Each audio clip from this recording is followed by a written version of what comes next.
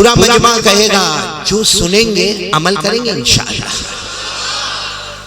عمل کریں گے انشاءاللہ۔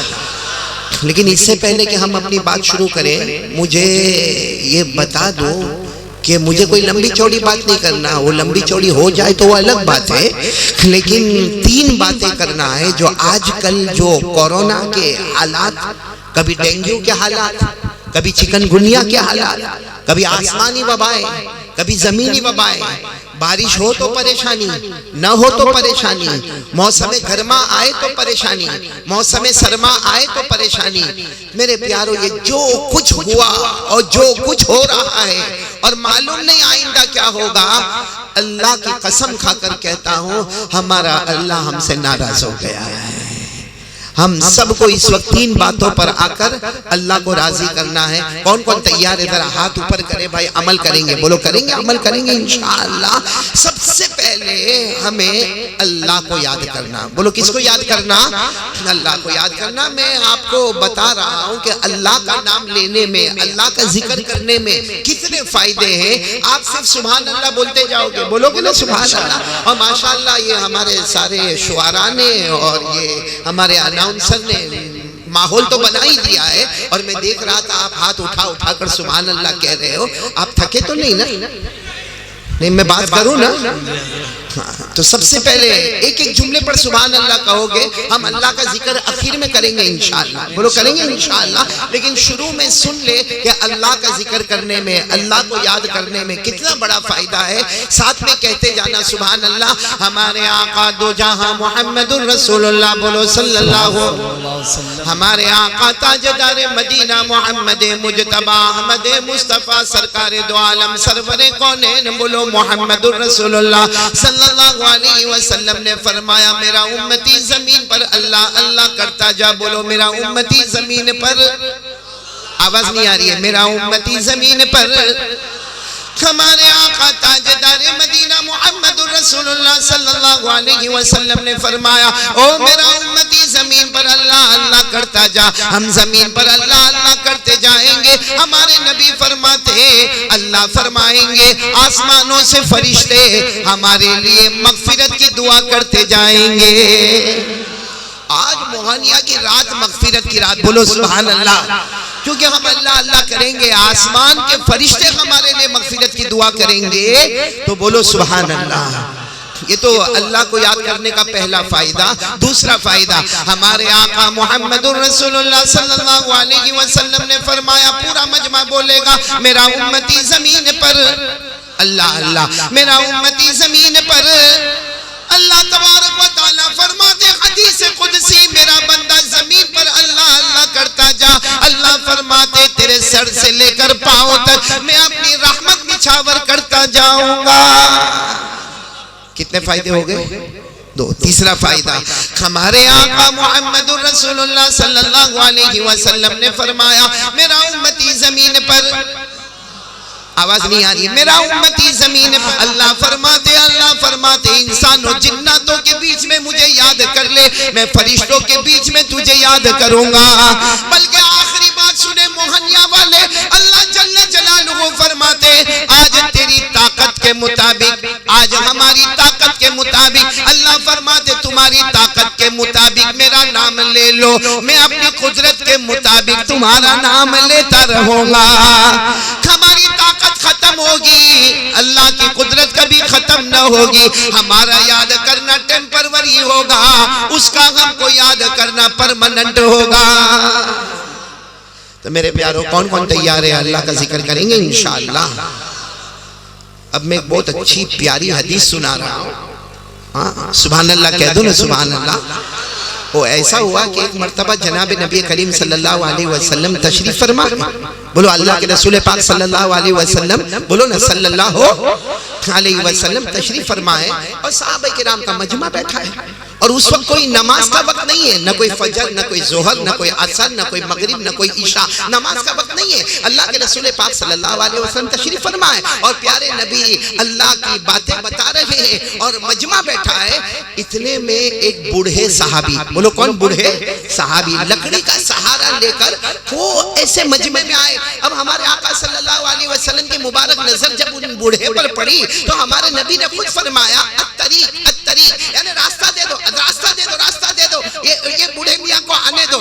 میرے پیاروں وہ بوڑھے میاں آئے، بولو وہ بوڑھے میاں صحابی آئے، انہوں نے اپنی لکڑی کو رکھا، سلام کلام ہوا اور اللہ کے رسول پاک صلی اللہ علیہ وسلم کے پاس بیٹھ گئے۔ پورا موہنیہ سننا بہت پتے کی بات ہے، وہ بوڑھے صحابی آ کر بیٹھ گئے اور آ کر کہنے لگے اللہ کے رسول، اللہ کے رسول، بولو صلی اللہ ہو۔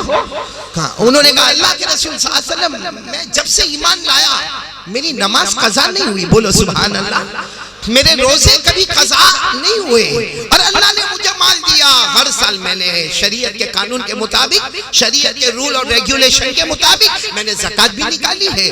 تو ہمارے آقا صلی اللہ علیہ وسلم نے سارے صحابہ کو کہا دیکھو دیکھو دیکھو یہ بوڑھے میاں کو دیکھو، الحمدللہ ان کی کبھی نماز قضا نہیں ہوئی، ان کا کبھی روزہ قضا نہیں ہوا اور کبھی انہوں نے زکاة میں کوتاہی نہیں کی۔ تو سارے صحابہ دیکھنے لگے بوڑھے میاں کو، لیکن وہ بوڑھے میاں کہنے لگے اللہ کے رسول دلنی علی عمل اذا عملته دخلت الجنہ، اللہ کے رسول بے شک میری نماز قضا، ساتھ میں بولو بے شک میری نماز قضا نہیں ہوئی، میرے روزے کبھی قضا نہیں ہوئے، میری زکاة میں کوئی کوتاہی۔ کہا اللہ کے رسول بوڑھا ہو گیا، بہت بوڑھا ہو گیا، کوئی اسپیشل عمل بتاؤ، ایسا پیارا عمل بتاؤ کہ میں زمین پر کرتا جاؤں، اللہ آسمان پر بغیر حساب کتاب میرے جنت کا فیصلہ کرتے جائے، بولو سبحان اللہ۔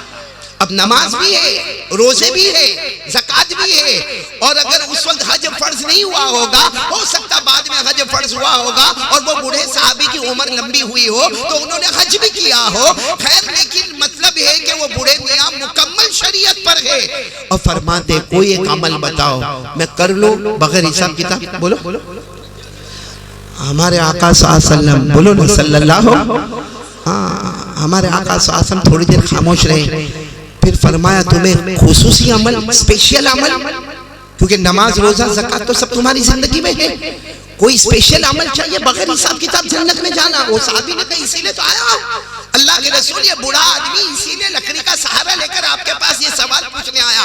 ہمارے نبی نے فرمایا کام کرو تہجد کی نماز پڑھو، اللہ بغیر حساب کتاب کے جنت میں پہنچا دے گا۔ کون سی نماز پڑھنا پڑھیں گے؟ نہیں مجمع بولے نظر ہے، علماء کرام نہیں، یہ میرے مخاطب نہیں، یہ میں آپ سے کہوں گا بھائی پڑھیں گے تہجد کی نماز۔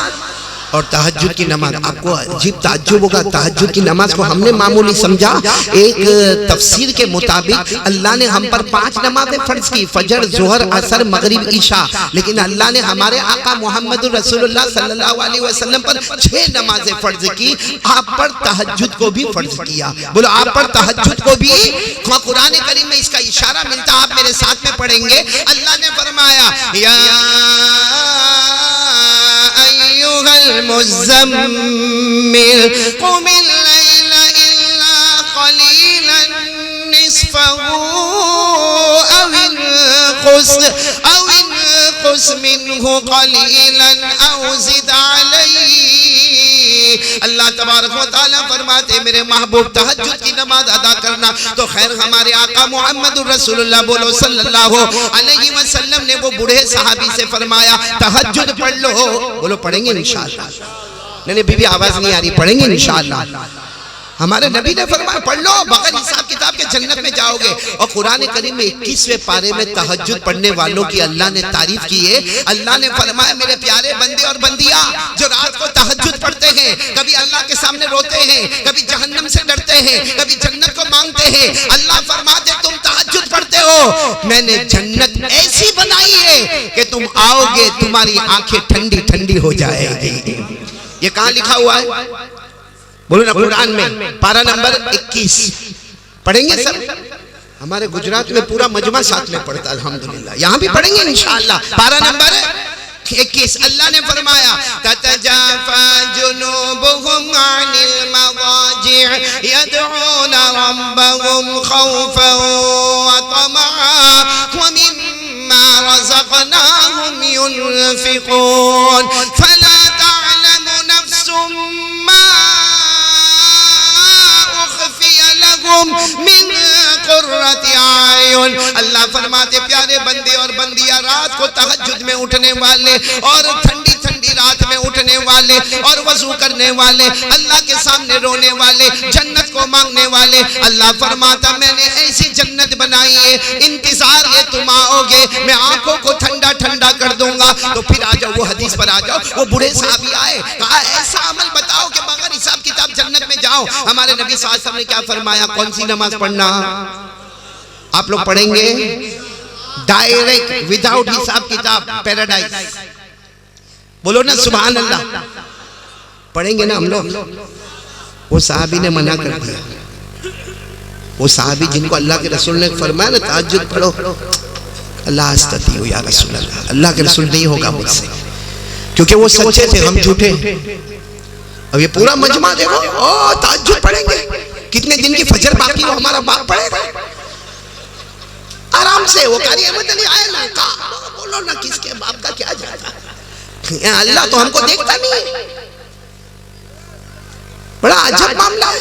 ارے وہ صحابی، بوڑھے صحابی جن کو ہمارے نبی نے فرمایا تہجد پڑھو بغیر حساب کتاب جنت میں جاؤ گے، انہوں نے کہا نا اللہ کے رسول نہیں پڑھ سکتا، کیونکہ میں بوڑھا آدمی، اور اس زمانے میں وہ پانی لینے کے لیے کہیں باہر جانا، لوٹا لے کر جانا اور اندھیری رات میں جانا، تہجد کے وقت میں اندھیرا ہوتا ہے، اللہ کے رسول فجر کی نماز بڑی مشکل سے پڑھ لیتا، وضو کر کے آپ کے پاس آ جاتا، اللہ کے رسول تہجد کی نماز مجھ سے نہیں ہوگی۔ تو ہمارے نبی پاک صلی اللہ علیہ وسلم نے فرمایا تہجد کی نماز نہیں پڑھو گے تو پھر جاؤ۔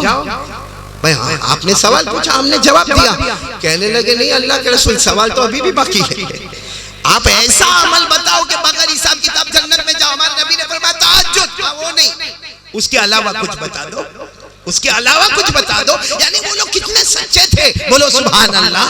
اور یا موہن یا تو ایسا بولا تہجد پڑھیں گے جیسا کسی کی تہجد کی نماز جاتی نہ ہو، اور اگر جاتی نہ ہوتی تو اتنا بڑا جلسہ کرنے کی ضرورت کیا تھی؟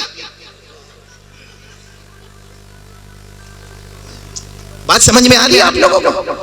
تو ہمارے نبی صلی اللہ علیہ وسلم، بولو صلی اللہ علیہ وسلم، تھوڑی دیر خاموش رہے، پھر ہمارے نبی نے فرمایا اچھا ایک کام کرو، آپ زکاة تو دیتے ہو نا؟ اللہ کے رسول زکاة تو بالکل دیتے۔ ہمارے نبی نے فرمایا زکاة کے علاوہ صدقہ، خیرات للہ، کیونکہ مدینے میں غریب بہت ہے، مسکین بہت ہے، یتیم بہت ہے، لاچار بہت ہے، مجبور بہت ہے، ان کو دے دو، ان کو دے دو۔ اور ہمارے نبی کی زبان مبارک سے نکلا کہ ان مدینے والے غریبوں، مسکینوں، یتیموں، بیواؤں، لاچاروں کا خیال کرو، جو مرتبہ اللہ میری امت کے ولیوں کو عطا کرے گا اللہ تمہیں بھی عطا کرے گا، بولو سبحان اللہ۔ اور یہ قرآن میں لکھا ہے کہ جو رات دن اللہ کے راستے میں دیتے دیتے دیتے، یعنی زکاة تو دیتے مگر صدقہ بھی دے دیتے، خیرات بھی دے دیتے، للہ بھی دیتے تھے، کسی مسکین کی مدد کر لیتے، کسی بیمار کی مدد کر لیتے، کسی غریب کو دے دیتے۔ اللہ نے تیسرے پارے میں فرمایا میں وہ مرتبہ دوں گا جو ولیوں کو میں مرتبہ دیتا ہوں،